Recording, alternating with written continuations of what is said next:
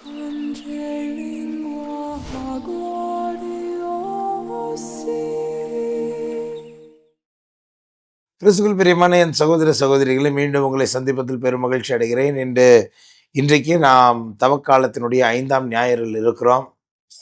தவக்காலம் almost முடிவுக்கு வந்துருச்சுங்க. இன்னும் அடுத்த வாரம் வந்துருச்சுன்னா நம்ம பாம் சண்டே, குருத்து ஞாயிறு, அப்புறமேலு ஆண்டவருடைய திருப்பாடுகளின் வாரம், இதெல்லாம் அடுத்த பெரும் நிகழ்வுகளா அப்படியே ஈஸ்டர் வந்துரும். தவக்காலத்தினுடைய கடைசி ஞாயிறு அப்படின்ற ஒரு நிலையில் நாம் இன்றைக்கு இருக்கிறோம். கண்ணு மூடி கண்ணு தொறக்கறதுக்குள்ள 40 நாள் ஓடி போச்சு இல்ல? யோசித்து பார்க்கணும். கடந்த நாட்களில், இந்த தவ நாட்கள்ல நம்ம எப்படி வாழ்ந்திருக்கிறோம் அப்படின்னு கொஞ்சம் ஒரு சின்ன ரிவ்யூ மாரி நம்ம பார்க்கணும். இன்றைக்கு ஆண்டவர் ரொம்ப அழகா நமக்கு வெளிப்படுத்துறது என்ன தெரியுமா? லாசரே வெளியே வா. செத்து கிடக்கிற லாசரே வெளியே வா. இறந்து போயிருக்கிற லாசரே வெளியே வா அப்படின்ட்டு லாசர கூப்பிடும்போது, லாசருக்கு பதிலா நம்மள வச்சு பார்ப்போமே. என்ன ஆண்டவர் கூப்பிடுறாரு, "ரிச்சி வெளியே வா. எந்த இடத்துல சிக்கி கிடக்குற? எந்த இடத்துல மாட்டிக்கிட்டு இருக்கிற? அதுலேருந்து வெளில வா. Where are you entangled? அங்கேருந்து வெளில வா."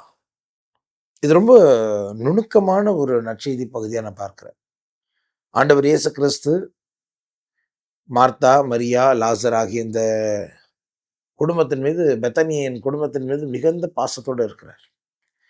பெத்தனி வந்து எருசலேமுக்கு ரொம்ப பக்கத்துல. அதனால ஆண்டவர் இயேசு கிறிஸ்து எப்பயுமே வந்து எருசலேம்ல தங்காம, பெத்தனியில தங்கி, இவங்க வீட்ல, லாசருடைய வீட்ல தங்கி, அடிக்கடி எருசலேமுக்கு போயிட்டு போயிட்டு வர்ற பழக்கம் தான் அவருடைய பழக்கம்.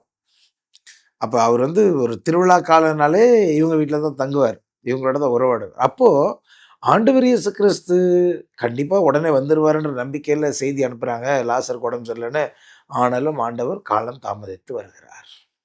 தாமதித்து வந்து இறந்து போன லாசரின் கல்லறை வெளியே போய் நிக்கிறார். இது என்ன ஒரே வினோதமா இருக்குது, என்ன ஒரே ஆச்சரியமா இருக்குது. ஆண்டவர் நெனச்சா காப்பாத்தியிருக்கலாம் இல்லையா? அந்த சூழ்நிலைக்கே போக விடாம இருந்திருக்கலாம் இல்லையா? ஆண்டவர் ஏன், எதுக்கு இந்த கேள்வியெல்லாம் கேட்கறதுக்கு நமக்கு அதிகாரம் கிடையாது. ஒண்ணு மட்டும் நமக்கு தெரியும். இந்த பூமியில இருக்கிற வாழ்க்கை எப்படிப்பட்ட ஒரு வாழ்க்கை அப்படின்னு சொன்னா, சில சமயங்கள்ல நம்மள 4 பேர் சேர்த்து கல்லறையில அடைச்ச மாதிரி ஒரு சிச்சுவேஷன் வரும். அப்படி ஒரு சூழல் வரும். ஆனா, அங்க தான் நம்ம என்னன்னு மறக்கக்கூடாதுன்னா, நம்மள போட்டு கல்லறையில அடைச்சு 4 நாள் ஆயி, நம்ம நாறி போயிட்டோம்னு மக்கள் நெனச்சா கூட, நம்ம ஆண்டவர் இயேசு கிறிஸ்துவால அந்த இடத்துல நமக்கு உயிர் கொடுக்க முடியும். நம்மள திருப்பி நம்முடைய முந்தைய நிலைமைக்கு, இன்னும் சொல்லப்போனா முந்தைய நிலைமைய விட பெட்டரான ஒரு நிலைமைக்கு ஆண்டவர் இயேசு கிறிஸ்துவால நம்ம மாற்ற முடியும். இதைத்தான் இந்த திருநிகழ்வில் நாம் பார்க்கிறோம். "லாசரே வெளியே வா" என்று ஆண்டவர் அவனுக்கு சொல்லும் பொழுது, கல்லறையில் இருக்கிற 4 நாட்களாகி விட்டது. எல்லாம் முடிந்து விட்டது. நாறிப் போயிருக்கும் என்று இஸ்ரவேலர்கள் நம்புகிற வேளையில் ஆண்டவர் இயேசு கிறிஸ்து மிக தெளிவாக எல்லாவற்றுக்கும் மீது எனக்கு அதிகாரம் இருக்கிறது என்பதை நிரூபித்து காட்டுகிறார். பிரியமான என் சகோதர சகோதரிகளே, வாழ்க்கை நம்மை அத்தகைய ஒரு சூழல்களில் தள்ளும் பொழுது, நமக்கென்று ஒரு கடவுள் இருக்கிறார் என்பதை ஒருபோதும் நாம் மறந்து விடக்கூடாது. இது முதலாவது. 2வது நாம பார்க்கிறோம், ஆண்டவர் அவருடைய சொந்த மக்களை கைவிடுவதே இல்லை. ஆண்டவர் யோசுவாவுக்கு அந்த வாக்குறுதி கொடுத்தார், ஞாபகம் இருக்கா? யோசுவா 1:5ல, "மோய்சனோடு இருந்தது போல நான் உன் கூட இருப்பேன். நான் உன்னை விட்டு விலகுறதும் இல்லை, உன்னை கைவிடுறதும் இல்லை. உன் வாழ்நாள் எல்லாம் நான் உன் கூடவே இருப்பேன். எந்த மனுஷனும் உன்னை எதிர்த்து நிக்க மாட்டான். ஏன்னா, நான் உன் கூட இருப்பேன்னு" ஆண்டவர் வாக்குறுதி கொடுத்தார் இல்லையா? இன்றைக்கும் அவர் நம்மோடு இருக்கிறார். "சாவின் இருள் சொல் பள்ளத்தாக்கில் நான் நடக்க நேர்ந்தாலும் எத்தீங்கிற்கும் அஞ்சேன். ஏனெனில் நீர் என்னோடு இருக்கிறீர்." அப்படின்னு திருப்பாடல் ஆசிரியர் சொல்றது போல, இன்றைக்கும் ஆண்டவர் நம்மோடு இருக்கிறார். கடல் கடந்து சென்றாலும், தீ நடுவே நடந்தாலும், புயல் சூழ்ந்து எழும்பிடும் காரிருளை நீ கடந்திட நேர்ந்தாலும், உன்னோடு நான் இருப்பேன் என்று ஆண்டவர் வாக்குறுதி கொடுக்கிறார். இதை நாம் ஒருபோதும் மறந்து விடக்கூடாது. எல்லாம் முடிஞ்சிருச்சு, எல்லாம் கத்தம், எல்லாம் முடிஞ்சிருச்சு, இனி ஒண்ணும் பண்ண முடியாதுன்ற சூழல்கள் இருந்தால் கூட ஞாபகம் வைத்துக் கொள்ளுங்கள், நீங்கள் தனியே இல்லை. அங்கே ஆண்டவர் உங்களோடு இருக்கிறார். நெருப்பு சூளையில் உங்களை போட்டு சுட்டெரிக்கிற சூழல்கள் இருந்தாலும், அந்த நெருப்பு சூளையிலும் ஆண்டவர் உங்களோடு இருக்கிறார், என்னோடு இருக்கிறார் என்பதை மறந்துவிடக்கூடாது. அதைத்தான் இன்றைய நற்செய்தி நமக்கு நினைவூட்டுகிறது.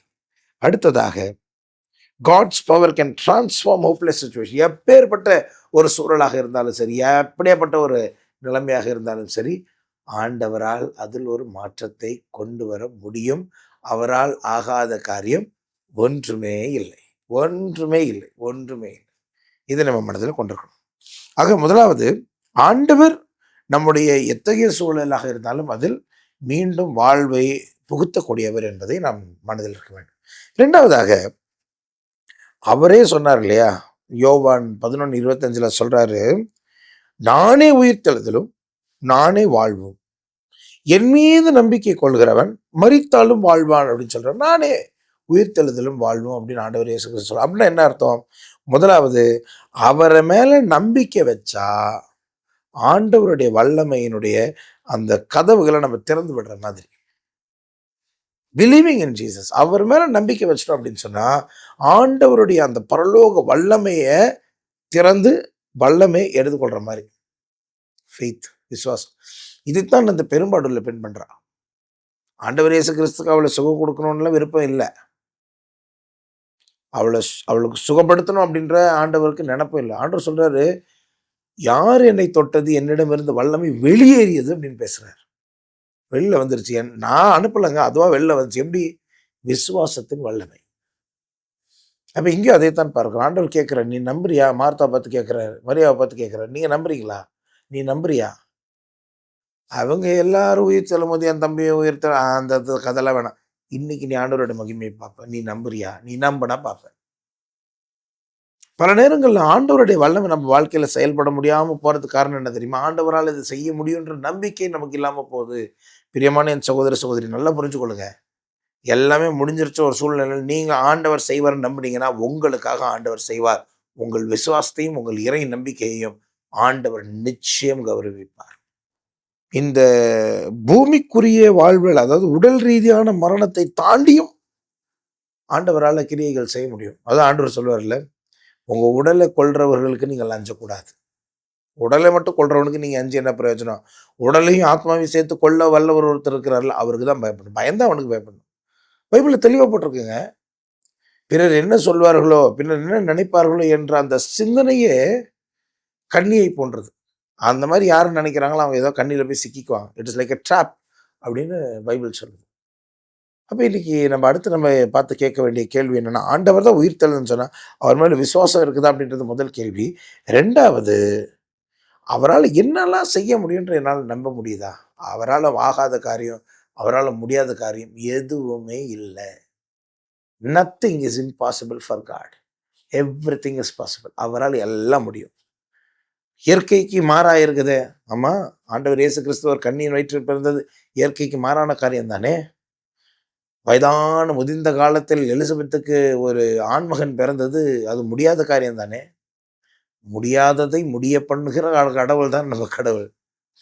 தூவாத இடத்தில் களஞ்சியம் சேர்க்கிறவர், விதைக்காத இடத்தில் அறுவடை செய்கிறவர் தானே நம்ம கடவுள். நம்புங்க, அவரால் முடியாதது எதுவும் இல்லைன்றது நம்புங்க. நம்ம நல்லதை நம்புவோம், நல்லதே அறுவடை செய்வோம். அடுத்ததாக பார்க்கிறோம், ஆண்டவருடைய ஆவி எல்லா விதமான சூழ்நிலையிலும் நமக்கு உயிர் கொடுக்கிற கடவுளாக இருக்கிறார். தொடக்கத்திலே நம்ம பார்க்கிறோம், உலகத்தினுடைய தொடக்கத்திலேயே நீர்த்திரள் மீது ஆண்டவருடைய ஆவியானவர் அசைவாடி கொண்டிருந்தார். அப்படின்னா இந்த பூமியின் மீது ஆண்டவருடைய ஆவியினுடைய ஆளுகை இருந்து கொண்டே இருக்குது. அப்போ எந்த சூழ்நிலையிலையோ இந்த ஆண்டவரின் ஆவியின் வல்லமையினால ஆண்டவரால் நம்ம வாழ்க்கையை மாற்றி அமைக்க முடியும். இன்றைக்கு தூய ஆவியானவர் உங்கள் வாழ்க்கையில் இருக்கிறார் அப்படின்னு சொன்னா எத்தகைய சூழ்நிலைகளாக இருந்தாலும் அவரால் அதை சீர்படுத்த முடியும், ஸ்திரப்படுத்த முடியும், ஆசீர் வழங்கி உங்களை திடப்படுத்த முடியும். நீங்க எந்த நிலைமையில் இருக்கீங்கன்னு எனக்கு தெரியாது. அவர் உயிர் கொடுக்கிற தெய்வன், அவர் உயிரோடு இருக்கிற தெய்வன் என்பதை நாம் ஒருபோதும் மறந்து விடக்கூடாது. அடுத்ததாக பார்க்கிறோம், பிரியமான என் சகோதர சகோதரிகளே, ஆண்டவர் இயேசு கிறிஸ்து அந்த கல்லறைக்கு வெளியே நின்றுக்கிட்டு லாசரை பார்த்து சொல்றாரு, லாசரே வெளியே வா, வெளியே வா, நீ இருக்கிற சூழலை விட்டு வெளியில வா. உங்களுக்கு ஞாபகம் இருக்கா, அந்த கண் பார்வையற்ற ஒருத்தர் தாவீதின் மகனே இனிமேல் மனம் இறங்கும் அப்படின்னு சொன்னோன்னே, வான்னு சொன்னோன்னே அவர் என்ன பண்ணுவார், அந்த போர்வை தூக்கி போட்டு அப்படி வருவார் இல்லையா. அதே போல தாங்க லாசரும் அந்த கல்லறையிலேருந்து வெளில வராரு. நல்லா புரிஞ்சுக்கோங்க, ஆண்டவர் இயேசு கிறிஸ்து சூழ்நிலைக்குள்ளே போகலை, வெளியே வான்னு கட்டளை கொடுக்குறாரு. லாசர் அந்த கட்டளைக்கு கீழ்ப்படுகிறார், வெளியே வரார். அப்போ முதலாவது இன்னைக்கு எது என்னை வந்து சிறைப்பிடிச்சு வச்சிருக்கு அப்படின்னு நம்ம பார்க்கணும். ஒருவேளை நம்மளுடைய பாவங்களாக இருக்கலாம், இல்லாட்டி நம்மளுடைய ஒரு சில உறவுகளாக இருக்கலாம், இல்லை நம்மளுடைய ஒரு சில பழக்க வழக்கங்களாக இருக்கலாம், இல்லை நம்மளுடைய பணியாக இருக்கலாம், வேலையாக இருக்கலாம், நமக்கு இருக்கிற ஒரு ஏக்கமாக இருக்கலாம். எது நம்மளை சிறைப்பிடிச்சு வச்சிருக்கு அப்படின்றது நமக்கு தெரியாது. ஆனால் பாவம் நம்மளை சிறைப்பிடிச்சு வச்சிருச்சு அப்படின்னு சொன்னால் சில சமயங்கள் ஆண்டவருடைய சத்தம் கேட்காம கூட போகலாம். எந்த சிறையில் இருந்தாலும் சரி, எந்த கல்லறையில் அடக்கம் செய்யப்பட்டிருந்தாலும் சரி, என் ஆண்டவர் அதையும் விட வல்லவர் என்பதை நாம் ஒருபோதும் மறந்துவிடக்கூடாது. அடுத்ததாக கிறிஸ்து நம் ஒவ்வொருவரையும் தனிப்பட்ட முறையில் அழைக்கிறார். பாருங்க, வெளியே வாங்கின அவர் சொல்லல, லாசரை குறிப்பிட்ட முறையில் தனிப்பட்ட முறையில் லாசரை வெளியே வா என்றார். அப்படின்னு என்ன அர்த்தம்னா, ஆண்டவர் நம்மளை அந்த சூழ்நிலையில் வெளியே கூப்பிடும் பொழுது, வெளியே கொண்டு வரும் பொழுது ஒவ்வொருவரையும் பெயர் சொல்லி அழைக்கிறவராக இருக்கிறார். அவருக்கு தெரியும், நம்ம ஒவ்வொருத்தருடைய பேரும் தெரியும், நம்ம ஒவ்வொருத்தருடைய ஜாதகமும் தெரியும். அவர் சொல்றாரு, இல்லை நான் உங்களுக்கு ஒரு திட்டத்தை வச்சிருக்கிறேன், நீங்க நல்லா இருக்கிறதுக்கான திட்டங்களை அன்றி அழிந்து போகிறதுக்கான திட்டங்கள் அல்ல அப்படின்னு சொன்னா, நம்மள ஒவ்வொருத்தரை பற்றியும் ஆய்ந்து அறிந்திருக்கிற கடவுளாக அவர் இருக்கிறார். ஆண்டவரே என்னை அறிந்திருந்தீர், அமர்வதும் எழுவதும் தெரிந்திருந்தீர், வாழ்க்கை முழுவதும் அறிந்தவர் நீ என்ற அந்த பாடல் வரிகள் இருக்கு பாருங்க, எல்லாம் அவருக்கு தெரியும். எல்லாம் அவருக்கு தெரிகிறதுனால அவர் நம்மளை அந்த பாவத்தில் இருந்தோ, அந்த சூழலில் இருந்தோ, அந்த கல்லறை சூழலில் இருந்தோ, சாவின் இருள் சொல் பள்ளத்தாக்கிலிருந்து நம்மளை வெளில எடுக்கும் போது தனிப்பட்ட முறையில் நமக்கு என்ன தேவை என்று அறிந்து நம்மை அதிலிருந்து வெளியே கொண்டு வருகிற, உயர்த்துகிற, உயிர் கொடுக்கிற தெய்வமாக அவர் இருக்கிறார். அடுத்ததாக நம்ம பார்க்கிறோம், கிறிஸ்தவ வாழ்க்கையை இந்த சுதந்திரத்தின் வாழ்க்கை தான். பைபிளில் போட்டிருக்கு, கடவுளுடைய மகன், ஒரே மகன், ஈன்றெடுத்த ஒரே மகன் நம்மளை வந்து வெளியில் எடுக்கல அப்படின்னு சொன்னால், நமக்கு சுதந்திரம் கொடுக்கலான்னு சொன்னால் யாராலையும் நமக்கு சுதந்திரம் கொடுக்க முடியாது. அவர் நமக்கு விடுதலை கொடுத்துட்டாருன்னு சொன்னால் யாராலையும் அந்த விடுதலையை நம்மக்கிட்ட பறிக்க முடியாது. இந்த பழைய ஏற்பாட்டில் தாவீதின் திறவுகோல் அப்படின்ற ஒரு கான்செப்ட் உண்டு. தாவீதின் திறவுகோல்னா அதை வச்சு பூட்டிட்டா எவனாலையும் திறக்க முடியாது, அதை வச்சு திறந்துட்டா எவனாலையும் திரும்பி பூட்ட முடியாது. இதுதான் தாவீதின் திறவுகோல், எல்லாத்து மேலே அதிகாரம். இயேசு கிறிஸ்துவுக்கு தாவீதின் திறவுகோல் அப்படின்னு சொல்லிட்டு கிறிஸ்துமஸ் டைமில் அவருக்கு ஒரு டைட்டில் நம்ம கொடுப்போம். ஏன்? அவருக்கு சகல அதிகாரமும் உண்டு. சமீபத்தில் கூட நம்ம ரீடிங்கில் வாசித்திருப்போம், தந்தை கடவுள் மக்கள் எல்லாரும் அவரை மதிக்கிறதை போலவே, அவரை கௌரவிக்கிறது போல மகனையும் மதிக்க வேண்டும் என்பதற்காக சகல அதிகாரத்தையும் மகனிடம் தந்திருக்கிறார் அப்படின்னு ஆண்டவர் இயேசு கிறிஸ்து சொல்வார். அப்போ இயேசுவுக்கு சகல அதிகாரமும் இருக்கு. எதுக்கு? நமக்கு விடுதலை கொடுப்பதற்கு. அந்த பைபிள் சொல்லுது, நீங்கள் இந்த உண்மை அறிந்து கொள்வீர்கள், இந்த உண்மை உங்களை விடுதலையாகும். எனக்கு பிரியமான சகோதர சகோதரி, இன்னைக்கு நீங்கள் எந்த இடத்துல திக்கி தவிக்கிறீங்கன்னு எனக்கு தெரியாது, எந்த அடிக்ஷனில் நீங்கள் மாட்டிட்டு இருக்கீங்கன்னு தெரியாது, எந்த சூழ்நிலை இதுலேருந்து எப்படி வர்றது. ஒரு கடனாக இருக்கலாம், அது ஒரு பொருளாதார பிரச்சனையாக இருக்கலாம், ஒரு குடும்ப பிரச்சனையாக இருக்கலாம், இல்லை உளவியல் ரீதியான ஒரு பிரச்சனையாக, இதுலேருந்து எப்படி வெளில வர்றதுன்னு தவிக்கிறீங்களா? கவலைப்படாதீங்க. இயேசுவின் நாமத்தில் உங்களுக்கு விடுதலை உண்டு. இயேசுவின் நாமத்தில் உங்களுக்கு வல்லமையும் விடுதலையும் உங்களுக்கு உண்டு. ஆண்டவர் உங்களை வெளியே கொண்டு வருவார், பயப்படாதீங்க. ஆனால் நீங்கள் ஒரு விஷயத்தை நல்லா கவனிச்சிங்களா? ஆண்டவர் இயேசு கிறிஸ்து லாசரை வெளியில் கொண்டு வரதுக்கு முன்னாடி லாசருடைய கல்லறைக்கு வெளியில் நின்றுக்கிட்டு இருக்கும்போது ஒரு ஜெபம் பண்ணுவார்.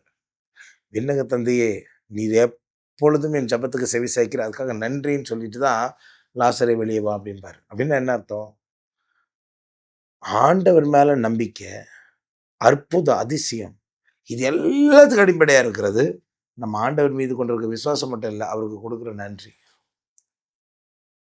நல்லா புரிஞ்சுக்கோங்க, நன்றி அறிதல் மரித்தவனை கூட உயிர்ப்பிக்க செய்யும். ஆண்டவர் தான் செய்கிறார், நன்றி சொல்கிறார். தகப்பனே, நீங்கள் எப்பயும் அங்கே ஜபத்துக்கு செவி சாய்க்கிறீங்க, அதுக்காக நன்றின்னு சொல்கிறார். அந்த நன்றியின் ஜபத்தை முடித்த பிறகுதான் லாசரை வெளியே வா என்று சொன்னார். பிரியமான சகோதர சகோதரி, பவுலடிகளார் சொல்ற எல்லா நேரங்களிலும் நன்றி சொல்லுங்க, எல்லா காலங்களிலும் நன்றி சொல்லுங்க, இடைவிடாமல் ஜெபிங்க, துதிங்க, துதி கீதங்களோடு அவருக்கு நன்றி செலுத்துங்க. நீங்க நன்றி செலுத்த செலுத்த செலுத்த செலுத்த அவர் உங்களை வாழ்வினால் நிறைத்து கொண்டே இருப்பார், வல்லமையினால் நிறைத்து கொண்டே இருப்பார். அவர் உங்களை ஒருபோதும் கைவிடாத கடவுளாக இருக்கிறார். என்னை இதுவரைக்கும் அவர் கைவிட்டதே இல்லை. நிரப்புங்க, நிரம்புங்க, நிரம்புங்க. அவர் தருகிற வாழ்வால் நிரம்புங்க. அதான் பைபிள் சொல்றது பாருங்க. ஆண்டவர் சொல்வார், நான் என் நாடுகள் வாழ்வு பெறும்போது அதையும் நிறைவாக பெறும். அப்ப நமக்கு நிறைவாழ்வை கட்டளையிட ஆண்டவர் விரும்புகிறார். எந்த சூழ்நிலை இருந்தாலும் சரி, எந்த பிரச்சனை இருந்தாலும் சரி, எத்தனை வேதனைகள் இருந்தாலும் சரி, எவ்வளவு விதமான போராட்டங்கள் இருந்தாலும் சரி, பிரியமான என் சகோதர சகோதரிகளே, அவர் நம்மை கைவிடாத கடவுளாக இருக்கிறார். ஆனா அவருடைய உயிர்ப்பின் வல்லமையை நம்ம ருசிக்கணும் அப்படின்னு சொன்னா, அவர் மீது இருக்கிற நம்பிக்கையில நம்ம திடப்படணும்னு சொன்னா, ஆண்டவருடைய வல்லமை ஒவ்வொரு நாளும் நம்ம அனுபவிக்கணும்னு சொன்னா, அவர் நமக்கு செய்த நன்மைகளை நினைத்து நினைத்து நன்றி கூறுகிறவர்களாக நம்ம இருக்கணும். நன்றி செலுத்துகிறவர்களாக இருக்கணும். இந்த நன்றியின் ஜெபம் ஆண்டவர் மீது இருக்கிற விசுவாசத்தை திடப்படுத்தும். அடுத்ததாக ஆண்டவர் இயேசு கிறிஸ்து பாருங்களேன், நடுவில் அழுவார். அந்த லாசருடைய கல்லறைக்கு வெளியே நின்று அழுவார். எல்லாரும் என்ன நினைப்பாங்க பாருங்க, லாசர் மேலே எவ்வளோ அன்பு, அழுகுறாரு அப்படின்னு நினைப்பாங்க. அவர் லாசர் இறந்துட்டான்லாம் அழுவல. ஏன் தெரியுமா? கொஞ்சம் முன்னாடி பார்த்தீங்கன்னா, அந்த அந்த அந்த இந்த பகுதிக்கு முன்னாடி இருக்க பகுதிகளில் பார்த்தீங்கன்னா, ஆண்டவர் இயேசு அவருடைய சீடர்கள், வாங்க நம்மளுடைய சகோதரர் லாசர் வந்து தூங்கிட்டு இருக்காரு, நம்ம போய் எழுப்பி. அப்போ அவர் வந்ததே எதுக்கு? எழுப்புறதுக்கு தான் வந்தேன்னு ஏற்கனவே எஸ்டாப்ளிஷ் பண்ணிட்டார். அப்புறம் எதுக்கு அழுதாரு? அவர் அழுதுக்கு ஒரே காரணம், இந்த மார்த்தாலும் மரியாதை இவ்வளோ வார்த்தை கேட்டாலும் கூட உட்காந்து உட்காந்து உட்காந்து உட்காந்து கதை கேட்டுட்டு, இப்போ உட்காந்துட்டு விசுவாசிக்கிறியான்னு கேட்டால், நம்புறியான்னு கேட்டால் நம்ப மாட்டேங்கிற ஆளுகளே, அழுதுட்டு இருக்க ஆளுகளே அப்படின்னு வருத்தப்படுறாரு. அதுக்கு தான் அழுகுறார். ஒருவேளை ஆண்டவர் உங்களையும் இன்னி பார்த்து இன்னைக்கு அழுதுகிட்டு இருப்பாரோ நான் நினைக்கிறேன். ஏன்னா பைபிள் கேட்டு கேட்டு கேட்டு ஆண்டவர் இப்படி செய்வார், அப்படி செய்வார், இப்படி செய்வார், அப்படி செய்வார், கேட்டு கேட்டு கேட்டு கேட்டு கடைசியில் என்ன வந்து சேர்ந்துச்சுன்னா ஒன்றும் கிடையாது, நம்புறது கிடையாது. எங்கேயோ இருக்கிற இந்துவும் முஸ்லீமும் கோயிலுக்கு வராங்க, ஆண்டவரை நீங்கள் உங்களை விட்டு வர கதி இல்லைன்னு ஒரு வார்த்தை சொல்கிறாங்க. ஆண்டவருடைய வல்லமையினால் பெரிய அற்புத அதிசயங்கள் நடந்துருது. அப்பத்தையும் ரசத்தையும் கரைச்சி கரைச்சி குடிச்சு, இதுவே இயேசுன் உடல், இயேசுன் ரத்தம், இயேசுன் உடல், இயேசுன் ரத்தம் சொல்லி இன்னைக்கு என்ன பெரிய அற்புதங்கள் நம்ம வாழ்க்கையில் நடந்திருக்கு. சில பேருக்கு ஒன்றும் நடந்ததில்லை. ஒருத்தர்லாம் என்கிட்ட சொன்னார், ஃபாதர் இது வரைக்கும் நான் ஒரு பூசை கூட மிஸ் பண்ணதில்லை, சின்ன வயசுலேருந்து இன்னைக்கு வரைக்கும் 1.5 மூட்டை திவ்ய நற்கரணை, எப்படி 1.5 மூட்டை திவ்ய நற்கரணை சாப்பிட்ருக்கேன், என் வாழ்க்கையில் ஒரு சேஞ்சும் வந்தது இல்லைண்ணா. சேஞ்ச் அதுவாக வராது, நம்ம தானே பண்ணணும். அவரை நம்பணும், அவரோட வசனத்தை நம்பணும், அவர் சொன்ன வார்த்தைகளை நம்பணும். அந்த வார்த்தைகளுக்கு நம்மளை முழுமையாக அர்ப்பணிக்கும் பொழுது தான், நன்றியோடு அவரை துதிக்கும் பொழுது தான் அந்த உயிர்ப்பின் வல்லமை நமக்குள்ளே செயல்படும். அத்தகைய வல்லமை உங்களுள் செயல்பட உங்களை வாழ்த்துக்கிறேன். வருகிற நாட்களில் இன்னும் அதிகமாக ஆண்டவரோடு நெருங்கி இந்த பாஸ்கா பெருவிழாவினுடைய சிறப்பு தயாரிப்பு நாட்களில் நம் ஆண்டவரால் நிறைவை ஆசீர்வதிக்கப்பட தொடர்ந்து உங்களுக்காக ஜெபிக்கிறோம். God bless you. Radio Veritas Tamil சேனல்ல இருக்க மேலும் பல வீடியோக்களை பார்க்க லைக் பண்ணுங்க, ஷேர் பண்ணுங்க, சப்ஸ்கிரைப் பண்ணுங்க, மறக்காம பெல் ஐக்கனை கிளிக் பண்ணிடுங்க.